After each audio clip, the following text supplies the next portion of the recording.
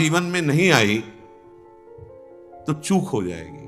भगवान ने गीता जी में कहा अद्वेष्टा सर्वभूतानां। पूरी सृष्टि में देख लीजिए, किसी के प्रति आपकी दुश्मनी तो नहीं है। श्री जी की प्राप्ति के लिए तैयारी करो। जो कल चर्चा उसके आगे का है विषय अद्वेष्टा सर्वभूतानां। किसी भी संसार के किसी भी व्यक्ति से तुम्हारी दुश्मनी तो नहीं है। अगर एक से भी होगी तो बिगड़ जाएगी पूरा सिद्धांत हमारा। बहुत सावधानी से सुनो। किसी भी प्राणी के साथ किसी भी प्रकार से यदि मन में तुम्हारे द्वेष बन चुका है, फौरन निकालो। उसका उपाय है, अनुभव का उपाय है। जहां वो सामने दिखाई दे मन से प्रणाम करो और सर भी झुकाओ। तुम्हें अपना काम बनाना है, वहां भगवान ही है, दूसरा नहीं है। और जब एकांत में उसका चिंतन हो तो तत्काल आंतरिक प्रणाम करो, प्रभु आप मुझे बचा लो, प्रभु आपसे द्वेष हो रहा है। नाथ, आपकी बाहरी ऐसी चेष्टाएं हैं कि मैं समझ नहीं पा रहा हूं और आपसे हमें द्वेष हो रहा है, दोष दर्शन हो रहा है, अंतर और बाहर दोनों से। अंतर में जब आवे तो तत्काल उसको प्रणाम करो, वृत्ति में आएगा वो और जलन पैदा होगी। बार बार आपको क्षमा मांगनी, मेरे से गलती हो रही प्रभु, मैं आपको ना जानकर आपसे द्वेष कर रहा हूं। बाहर जब सामने आवे, पूज्यपाद सूरिया बाबा जी ने कहा जो तुमसे द्वेष करे ना बोले, अपनी तरफ से उससे राधे राधे बोलो। राधे वो जो कर रहा है उसका असर आपके ऊपर नहीं होना चाहिए। आपको इस द्वेष का असर काटना है। वो हो सकता है आपके साथ फिर ऐसा बर्ताव करे कि आपको लगे कि अब तो द्वेष पक्का ही हो रहा है क्योंकि हम बार बार प्रणाम कर रहे हैं, ये वैसा ही नहीं। ये बहुत बड़ा भगवत प्राप्ति में विघ्न है। इसलिए भगवान ने कहा अद्वेष्टा सर्वभूतानां। इतना ही नहीं, ये जब बढ़ेगा तो आपका भजन छूट जाएगा। बहुत क्या होता है कि जिससे महापुरुष जन अपने हृदय को देखते हैं ना, वही बात वो बोलते हैं, वही बात लिखते हैं। भजन क्यों रुका, भजन क्यों छूटा, हमारा लक्ष्य क्यों बदल रहा है, ये अंतर के चिंतन से। जैसे कि महापुरुष जन दूसरे के मन की बात जानते हैं, आप इस धोखे में मत रहना, क्योंकि उनके पास इतना समय नहीं है, वहां कोई दूसरा नहीं। अपने मन को देखा जाता है, पूरी सृष्टि के मन की बात जान ली जाती है, क्योंकि कनेक्शन सब उसी परमात्मा तत्व का है। तो लगता है ये तो हमारे मन की बात जान गए, जो ऊंचे महापुरुष है। ये छोटी छोटी बातों की नहीं, क्या सोच रहे हो क्या, ये नहीं। वो बहुत ध्यान देने की बात, बहुत हम लोग जहां चूक करते हैं, ये एक तरह का ऐसा नाशकारी भाव है द्वेष कि धीरे धीरे आपके मन में इतना फैलेगा कि आपके भजन को छीन कर देगा। चले थे भगवत प्राप्ति, सब जगह अपने प्रभु को देखने, चूक हो रही है। आपका भजन छूटा, आपका द्वेष बढ़ा, आपकी साधना गई। अब आगे भले चांस मिले, अब दुर्गति की बात शुरू हो गई, क्योंकि आपने द्वेष करके उसके नाश का चिंतन शुरू कर दिया। और आपको चिंतन क्या करना था कि मेरे प्रभु क्रूर से क्रूर पुरुष में भी विराजमान, एक क्रूरा अपि पापिनो न च सताम संभाष्य दृश्याश्चये। बोले तो बहुत कठिन। तो फिर आप एक गांव के प्रधान बनना चाहते, पूरे गांव में हाथ जोड़ते हैं कि नहीं जोड़ते? अब चाहे जितने बड़े रईस हो, जमींदार हो, चाहे जितना बड़ बल विक्रम हो, पर गांव के प्रधान पद में बैठना तो हाथ जोड़ना पड़ेगा दरवाजे पे जाके। अगर आपको मुख्यमंत्री बनना है तो पूरे प्रदेश को अनुकूल करना पड़ेगा, अधिक से अधिक। प्रधानमंत्री बनना है तो पूरा देश आपको, अगर परम पद तो पूरा विश्व आपको सपोर्ट करे, एक भी कोई द्वेषी न रह जाए, तब परम पद प्राप्त होता है। समझो, ऐसा कैसे हो सकता है? तो फिर भेड़ चढ़ाने की योग्यता तुम्हारे अंदर है तो तुम देश का शासन करने की योग्यता कैसे धारण कर सकते हो? पहले अपनी योग्यता बढ़ाओ। तो भगवत परम पद की योग्यता क्या? अजात शत्रु, एक भी कोई द्वेषी संसार में न रह जाए। अब जहां अभी भजन हुआ नहीं और द्वेष का पोषण होने लगा, ऐसा द्वेष का पोषण, अपने में सद्गुण भावना, अपने में साधु की भावना और दूसरे में निंदा की भावना, चले कहां हो, जा कहां रहे हो, प्राप्त क्या करना है, कर क्या रहे हो? आगे जो लिखा है इसीलिए रुक के, जो अंदर से द्वेष भाव बढ़ाने लगता है, बैर भाव दृढ़ कर लेता है, तो उसका भजन जितना रोक दिया गया, लेकिन उसको प्रेत योनि प्राप्त होगी। महापुरुषों के वचन है। जो अंदर से दूसरों के प्रति द्वेष दोष भाव करके जलता रहता है, बुरा मनाता रहता है, भले किसी वेश में हो, तो क्या समझते हो प्रेत बनना कोई ऐसा थोड़ी कि बहुत ही निंदनीय कर्म करने वाला प्रेत बनता है। ब्रज के भक्तों में ठाकुर जी का अमन्य ठाकुर जी को अर्पित नहीं किया और उसका प्रयोग तो प्रेत ही उनको। ऐसा नहीं कि वृंदावन में प्रेत नहीं है, चरित्रों को पढ़ के देखो, चूक नहीं करनी। हाँ ये जरूर है कि एक जन्म केवल, और तो काहे को भुगतोगे, काहे को परेशान हो। देखो ना यहाँ टांग टूट गई है, कीड़े पड़े हैं, वो सड़ रहा है, यहां भी तो देख रहे हो ना। अब यही का जीव है, अपराध कर लिया है, अब उसको पवित्र करनी रजरानी, शरीर छूटेगा, श्री जी को प्राप्त हो जाए एक जन्म। तो काहे को इतना लंबा वियोग प्यारी जी से सहो। सुधार करना है तो सुधार करो ना। यदि तुम्हारे हृदय में भजन रुक गया, द्वेष बढ़ गया, और ये पक्का हो जाएगा, निंदा होने लगती है। पाप कर्म करने से भजन करने में विक्षेप पड़ने लगता है, लेकिन अपराध हो जाने पर भजन रुक जाता है। ये अपराध के अंतर्गत आता है द्वेष। ये बहुत सूक्ष्म विषय है और ये बहुत आयत रहता है हृदय में। वो बिल्कुल आपसे कुछ न कहे, लेकिन आपसे आगे बढ़ा जा रहा है, ये बर्दाश्त नहीं होगा और निंदा शुरू हो जाएगी। अरे आए काहे के लिए हो, क्या करने आए हो, क्या कर रहे हो, अपने से प्रश्न करो, क्या जानने आए हो, क्या पाने आए हो, उन्नति किसे कहते हैं, अवनति किसे कहते हैं, ये परिचय आप अपने अंदर देखो, बाहर थोड़ी देखना है। मेरी बात मान लेना, मैंने द्वेष करने वालों को, सिद्ध महापुरुष के वचन है, भीषण प्रेत बनते देखा है। एक आपको इसमें संशय न हो इसलिए, एक बड़े धनी उनके भाई आए और उन्होंने कहा कि हमें अगर कुछ लाख रुपए मिल जाएं तो अमुक अमुक व्यापार कर लेंगे, फिर धीरे धीरे वापस कर देंगे।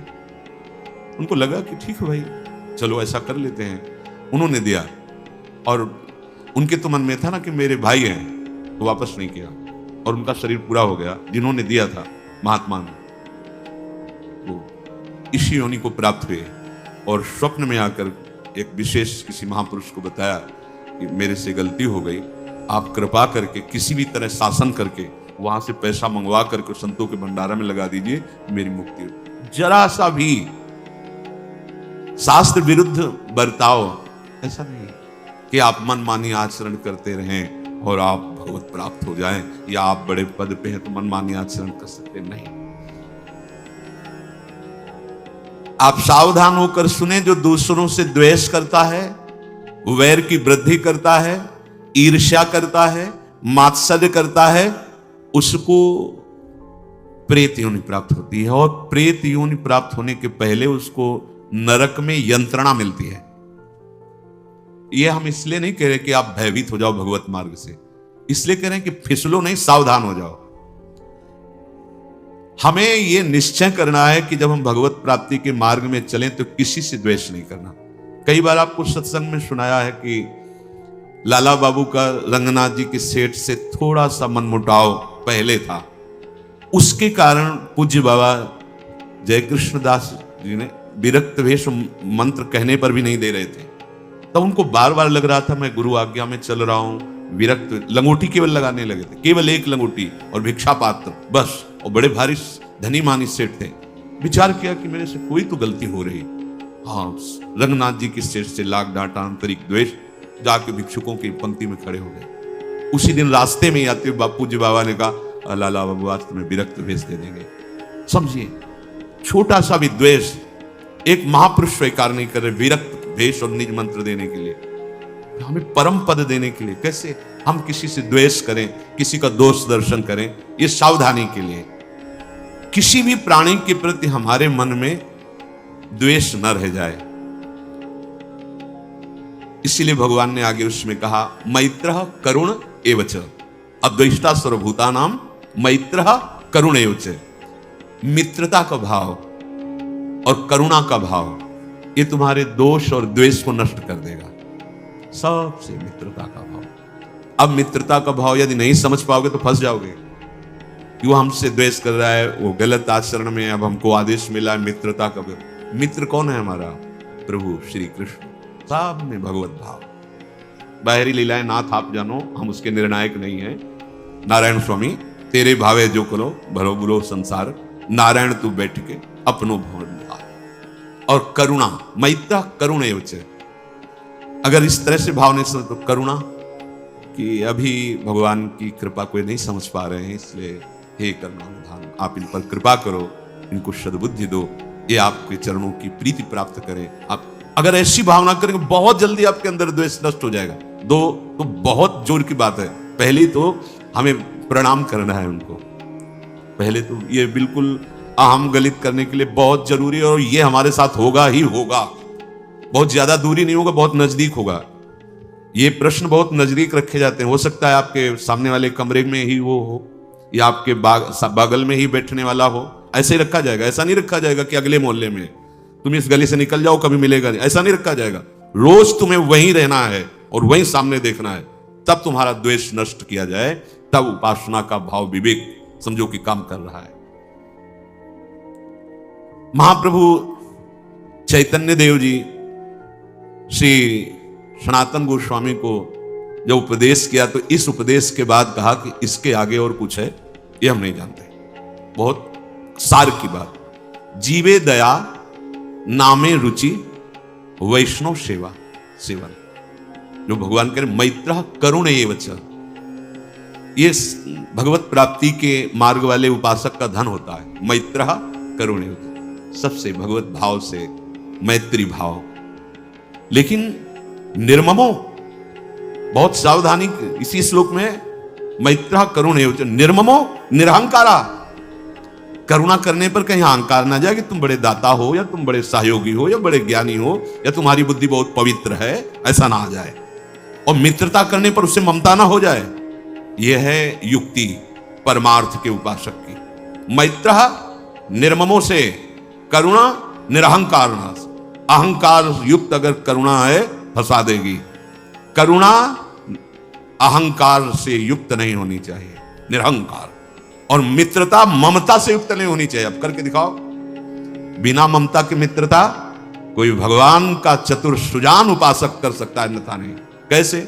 आपसे मित्रता करेंगे तो आपकी याद आएगी, वो आपके हृदय में बैठे प्यारे से मित्रता करेंगे तो उसकी याद आएगी। सबसे मिलने के बाद एकांत बैठते ही जिसका ध्यान आए, तुमने उसी को पकड़ा है। अब देख लो, अगर कोई वस्तु व्यक्ति स्थान तो असर पड़ गया, प्रभु को भूल चुके थे जब आप उससे मिल रहे थे तो उसी की झांकी पकड़ ली मन ने। और अगर प्रभु का मेरे यार सब रूपों में बैठे हुए हैं, वही मेरा दिलवर, वही मेरा प्राणनाथ, वही मेरा जीवन, करोड़ों से मिलने के बाद भी वो एक में ही रहेगा।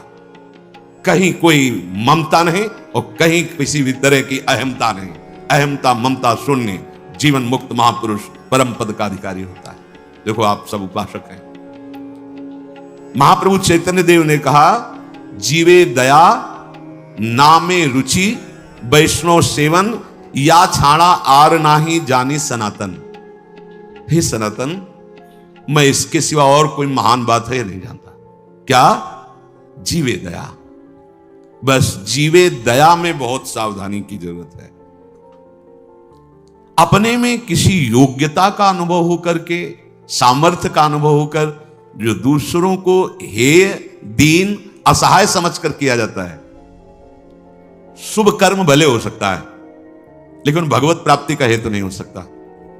और प्रभु प्रदत्त बल, बुद्धि, धन, वैभव से प्रभु सामने इस रूप में सेवा स्वीकार करने आए हैं, इस भावना से की हुई वो दया, वो भगवान की स्मृति में डुबा देगी। दया का उल्टा याद। जिस दया में भगवान की स्मृति हट जाए, अपने अहम का पोषण होने लगे, शुभ कर्म हो सकता है लेकिन भगवत आराधना नहीं हो सकती। इसलिए दया याद के सहित तो होनी चाहिए। याद, मैं प्रभु की उपासना कर रहा हूं, प्रभु का दास हूं, मेरे सामने जो व्यक्ति आया है वो मेरे प्रभु आए हैं, मेरे पास जो कुछ है वो मेरे प्रभु का दिया हुआ है, तो दियम वस्तु गोविंदम तो भ्यमे समर्थ। इसमें तो काम चलेगा परमार्थ का।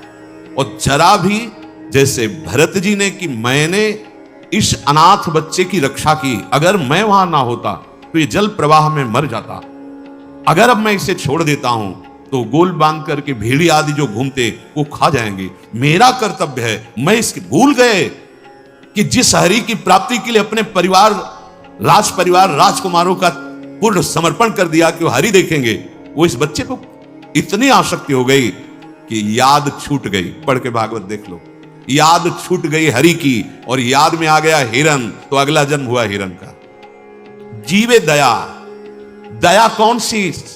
जो याद युक्त हो, ये याद हो कि हम किसकी सेवा कर रहे हैं, अपने प्रभु की, और ये याद हो कि मैं हूं कौन, प्रभु का दास, और ये याद हो कि मेरा कर्तव्य क्या है, हर समय भगवत स्मृति में रहना, भगवत, तब तो ठीक। दया बिना साधु कसाई, और दया करी तो आफत आई। बहुत संभाल के इस दया, सबसे पहला परम कर्तव्य धर्म उपासक के हृदय में हृदय द्रवित होता है तो दूसरों को सुख देने का आता है। इस पर अगर तो फिर वो फिसल जाएगा।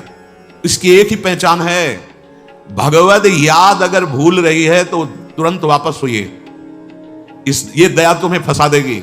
और जिसमें स्मृति चल रही भगवान की और सामने भगवत भाव है, और आप जिस वस्तुओं से सेवा कर रहे हैं वो भी भगवान की दी हुई, आप इसी से परम पद प्राप्त कर लेंगे। अब ये चतुरता भगवान के भक्तों के संग से, भगवान की आराधना से बुद्धि में आती है।